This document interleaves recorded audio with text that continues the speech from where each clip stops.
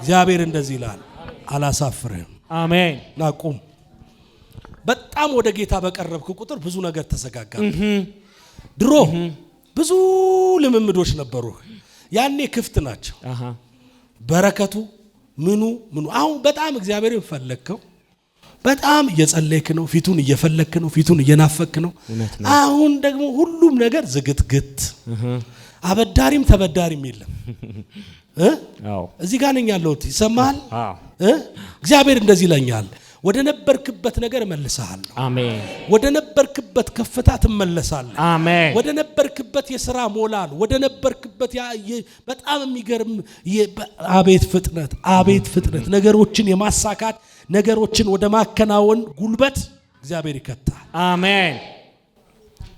እስቲ ይሄኛውን እጅን አንሳ። ከማን ጋር ነው የምትኖረው? ከባለቤቴ ጋር። ስንት ልጅ አለ? 4። ቤት ባዶ ሆኖ አየሁ። እዳዎች አስጨንቀዋል። አሁን አየሁኝ እጅግ እንደዚህ ወጥረዋል። እነዚህ 4 ልጆች ወደ ታች ወጥረዋል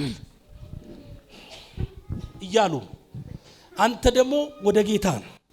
አንተን የሚመስል ከኢትዮጵያ ውጪ አንድ ወንድም አየሁ ቀይ። እሱ አሁን ሳይሆን የሆነ ወቅት ላይ ነበረው ያስባል።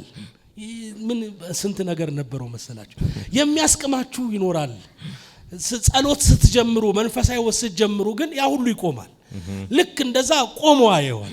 እግዚአብሔር አሁን እሱን ሲያዘዋ ያለው አሜን። የውጪ በረከት ሲለቀቅ ያለው አሜን። ነገር ተለቋል። አሜን። በኢየሱስ ስም አሜን። ምንድነው የምትሰራው? የዕቃ ቤት ነው የምሸጠው። ነው የዕቃ ቤት ሱቅ አለኝ። ሱቅ አለ። ከዚህ በኋላ ያልጠበቅከው በረከት ባንተ ላይ ተለቋል። አሜን። ሰዎችን ስታገናኛ ያለው አሜን። እሺ አሜን። ሰማኸኝ? ሰዎችን አሜን። ቤት ስታሻሽጥ ነው የማየው። አሜን። አይኖችን ክፈት። ባለህበት ቦታ ላይ አይኖችን ክፈት። እግዚአብሔር የለህ በብዙ መቶዎች ዶላር እንትኖች ምንድነው ስሙ አስራቶች በብዙ መቶዎች ማለት ነው። አሜን። ይዘህ ትመጣለህ። አሜን። ሆኖ ባህል በኢየሱስ አሜን።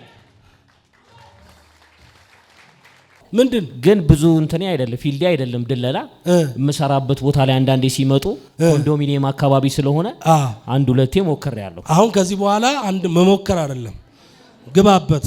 አሜን። ሰማኝ? ትፈራዋለህ። ሄሎ ደግሞ ሰው አንተ ጋር ነው የሚመጣው። አዎ ይጠይቁኛል፣ ይነግሩሃል። ግን አንተ አትገባበትም። ምክንያቱም አለ አስደግመው የሚሰሩ ስላሉ ነው። አካባቢው ላይ እኔ የምሰራበት ላይ እኔ ብቻ ጴንጤ ክርስቲያን፣ ሌሎቹ በሙሉ በሌላ እምነት ያሉ ናቸው። እኔ እንዲህ ዝርዝር እንኳን ፈልጌ ሌላ ሱቅ አልሄድም። አብዛኛውን ግን እኔ ጋር ይመጣሉ። አስፋልቱን ተሻግረው ዝርዝር ፍለጋ። ከዚህ በኋላ አዚም ተሰብሯል። አሜን። እሺ ከሱቅህ ባለፈ አሻሽጥ። እሺ አሜን። ሰማኝ? ተለቋል። አሜን።